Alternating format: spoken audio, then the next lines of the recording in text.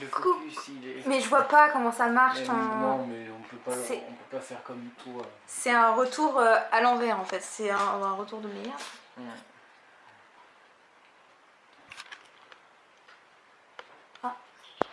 Bah ça focus pas. Quand tu... Oh là là, moi je sais pas comment ça marche cette Vous petite avez fait une technologie. photo, appuie. Ils me font chier.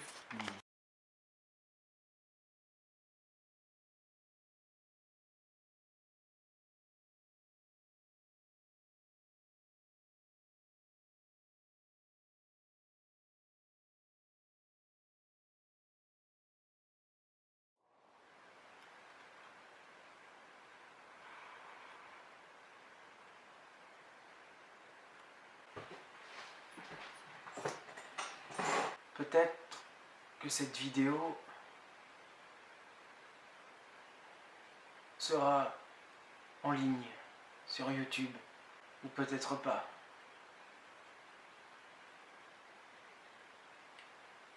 Ce n'est qu'une question de temps. Je crois que mon appartement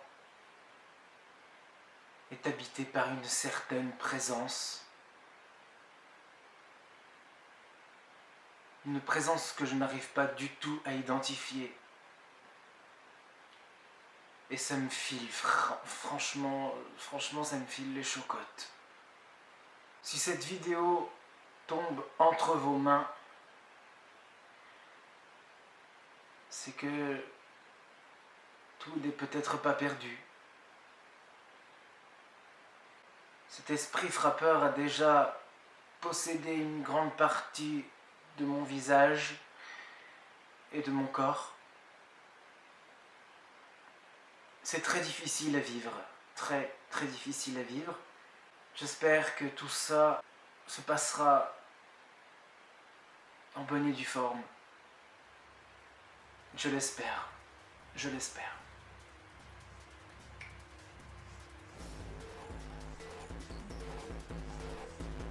Commençons cette vidéo sans plus attendre avec un roman de Stephen King, Marche ou crève. Garati, un adolescent d'origine du Maine, va concourir pour la Longue Marche. La Longue Marche, c'est une compétition qui réunit une centaine de participants. 100 participants, ni plus ni moins.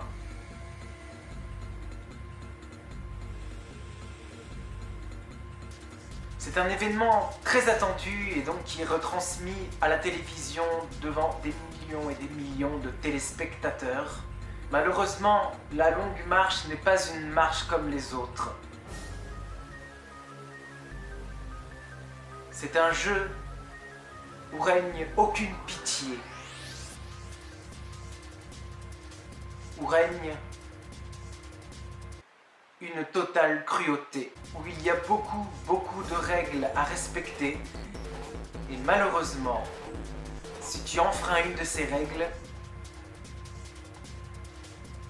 le fusil s'abattra sur toi et te fera brûler la cervelle. Alors Garati a tout intérêt à remporter cette course, à remporter cette longue marche, à arriver au bout du bout. Des centaines et des centaines de kilomètres à pied. Si tu t'arrêtes, tu meurs. Si tu marches en dessous ou au-dessus de la vitesse réglementée, c'est mort. On t'envoie t'en faire part de décès. Ça faisait quand même quelques années que je m'étais pas remis dans la plume de Stephen King et je me suis décidé de lire ce roman. Après quelques hésitations, mais on m'a dit que c'était un des meilleurs King, bon, j'y suis allé, j'étais confiant. Mais j'ai pas vraiment trouvé que ce bouquin était à la hauteur de mes espérances. Je pensais que ça allait beaucoup plus loin dans l'horreur, dans la cruauté, que ça allait vraiment beaucoup plus loin. La fin, j'étais quand même assez déçu parce que je me suis dit, il me manque quelque chose, il y a quelque chose qui manque. J'avais pas l'impression d'avoir compris la fin exactement, où l'auteur voulait m'embarquer. Mais ça reste pas moins un bon roman de Stephen King, et pour ceux qui ne connaissent pas vraiment l'auteur et qui ne lisent pas beaucoup de ses romans, je pense qu'une découverte avec Marche ou crève pourrait vous faciliter les choses. Si tu en es tellement sûr, pourquoi est-ce que tu t'es engagé? Pour la même raison que nous tous. Il sourit gentiment, presque tendrement. Ses lèvres étaient un peu craquelées par le soleil, sèches. Il avait toujours la figure aussi lisse et apparemment invincible. Nous voulons tous mourir. C'est pour ça que nous faisons ça. Sinon pourquoi? Pourquoi Peter James comme une tombe? Ce qui devait être à l'origine d'une blague se termine en un véritable cauchemar. Imaginez, vous êtes sur le point de vous marier. Dans quelques jours, le grand événement aura lieu, vous êtes tout excité et vous fêtez votre enterrement de vie de garçon avec vos 4 meilleurs potes. Tout se passe bien, vous buvez, vous riez. Et là, sans comprendre pourquoi, vous vous retrouvez 6 pieds sous terre, enterré vivant, emmuré dans un cercueil, avec à l'intérieur une lampe de poche, une revue porno et un talkie-walkie. On vous enferme là-dedans, on va aller dans un bar à putes et on revient te chercher. D'ici quelques heures, 2-3 heures, pas plus, on reviendra te chercher, promis. Sauf qu'au bout de quelques heures, personne ne vient te chercher à cause d'un terrible accident de voiture. Commence alors un véritable enfer pour Michael, qui est en plus claustrophobe et qui va devoir survivre, qui va devoir ne pas céder à la folie. Les heures passent, les nuits, les journées passent, personne, aucune nouvelle, et la fiancée commence un peu à s'inquiéter. Alors elle engage un commissaire, un détective pour mener l'enquête, pour retrouver son mari. Introuvable, complètement introuvable. Et au fur et à mesure des pages, des chapitres, on apprend que la fiancée a beaucoup de choses à cacher, que la fiancée n'est pas totalement claire dans ses propos. Jusqu'au jour où enfin on localise le cercueil, on l'ouvre et là c'est le drame, il n'y a personne. Il n'y a personne, c'est le gros twist de ce livre. Michael est totalement introuvable. J'ai terriblement adoré ce livre, c'est mon premier de l'auteur. Pour le découvrir, mais quel plaisir pour ceux qui adorent les thrillers. Mais lisez le livre de Peter James, c'est vraiment une bombe, c'est une bombe. Il a dû être piégé par le naufrage alors qu'il se trouvait dans sa noire citadelle. Sinon, à l'heure qu'il est, le monde entier hurlerait de terreur. Et qui peut prévoir la fin? Ce qui a surgi peut disparaître et ce qui a sombré peut surgir à nouveau. H.P. Lovecraft. Pour ceux qui ont envie de s'évader tout en ayant l'esprit complètement ailleurs, ce livre est fait pour vous. C'est un roman de près de 1000 pages, bourré de nouvelles plus intéressantes les unes que les autres. L'humanité y est aux prises avec des êtres surnaturels qui ont été les maîtres de la Terre bien avant l'apparition des hommes. Dans cet énorme recueil de nouvelles, Lovecraft compose des filtres puissants qui laissent dans les esprits une empreinte indélébile quoi. Du frisson, c'est du fantastique. Et c'est aussi de l'horreur. Avec des nouvelles comme Je suis d'ailleurs, La couleur tombée du ciel, La maison maudite, La tourbière hantée, La maison de la sorcière, ou encore celui qui chuchotait dans les ténèbres.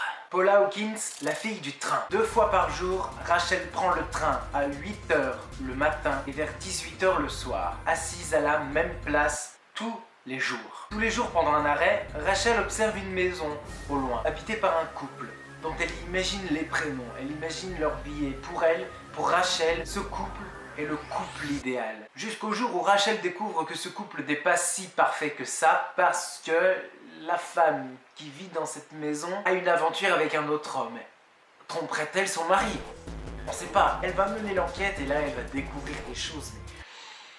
Des choses qu'elle n'aurait pas dû mettre le nez dedans parce que le piège va forcément se refermer sur elle. Pauvre Rachel, la pauvre en plus déjà qu'elle a énormément de soucis. Elle aime encore profondément son ex-mari. Professionnellement, ça ne va pas du tout et en plus Rachel a un problème avec l'alcoolisme. Cette femme que Rachel imaginait si parfaite, si amoureuse, eh bien, elle a disparu. Paraît-il même qu'elle a été tuée. Je voudrais me taillader la peau avec des couteaux juste pour ressentir autre chose que de la honte, mais je n'ai même pas le courage de faire ça. Je commence à écrire à Tom, à écrire et à effacer, recommencer et effacer, pour tâcher de trouver comment demander pardon pour les choses que j'ai dites hier soir. Si je devais mettre par écrit toutes les transgressions pour lesquelles je devais m'excuser auprès de Tom, il y aurait de quoi remplir un livre entier. J'ai vraiment passé un moment énorme et délectable avec ce livre parce que je n'ai pas vu le temps passer et la tension monte. elle monte comme ça au fur et à mesure des rebondissements. Tu sens que ça va mal se terminer, il va y avoir un drame, il va se passer quelque chose d'horrible. Mais une fois qu'on est pris dans ce livre, c'est vraiment impossible de le lâcher.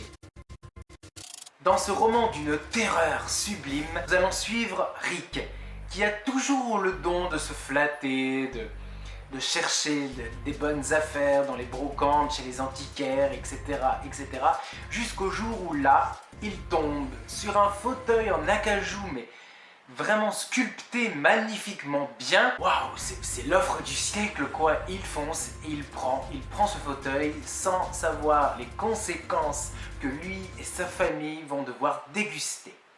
Rick emmène donc ce fauteuil chez lui et là des événements étranges vont commencer à s'abattre sur sa famille. Parfois c'est la météo qui change et parfois c'est même la date qui change. Le temps qui s'accélère à une vitesse folle, les arbres du jardin qui pourrissent à vue d'œil. Qu'est-ce qui se passe? Qu'est-ce qui se passe? Et là on commence à suspecter le fauteuil en question parce que le trône de Satan a quelque chose à lui proposer, a un marché à proposer à Rick. Encore faut-il qu'il soit prêt à l'écouter.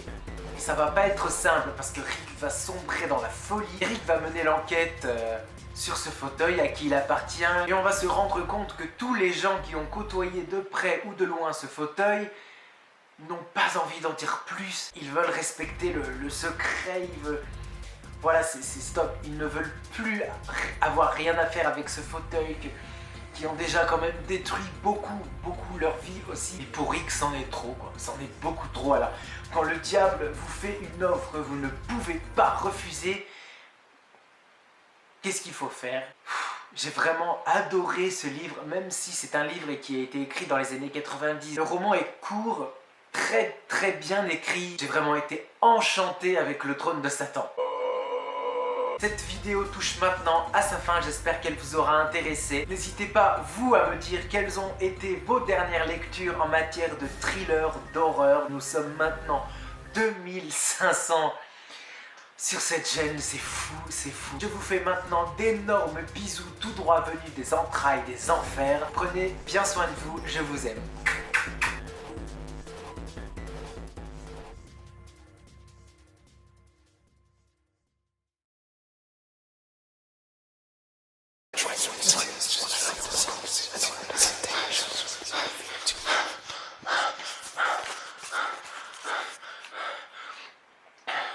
J'ai été réveillé par un bruit dans ma chambre. J'ai senti une main derrière mon dos. Je crois que ça venait du salon.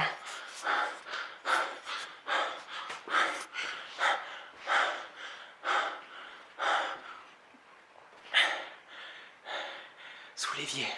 Ça doit venir sous l'évier. Attends.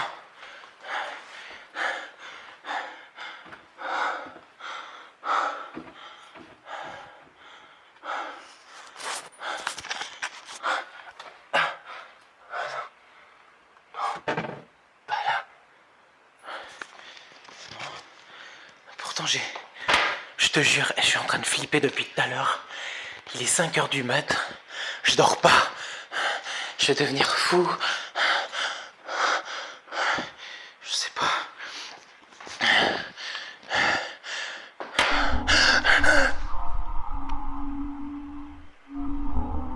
La salle de bain.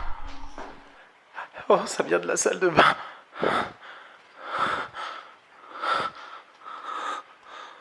Attends.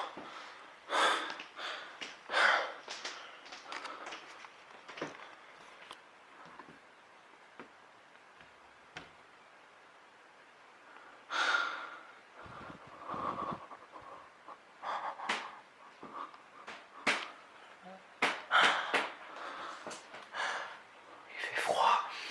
Oh putain, il fait froid.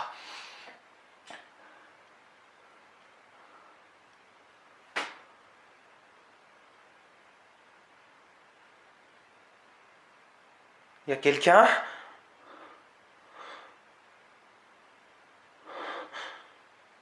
Apparemment non.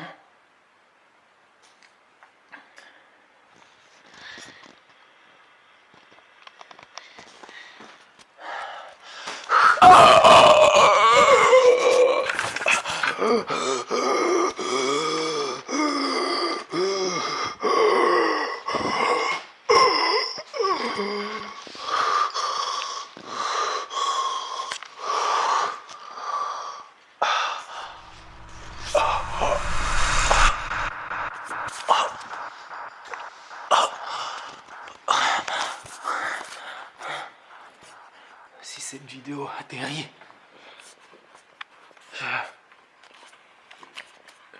Je crois que mon appartement est hanté.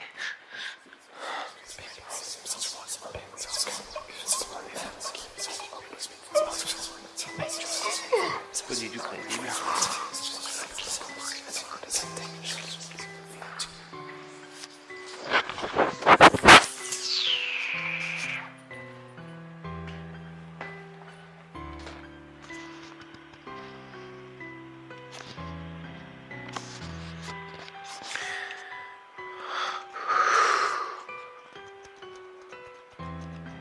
Je suis sûr qu'il y a quelqu'un.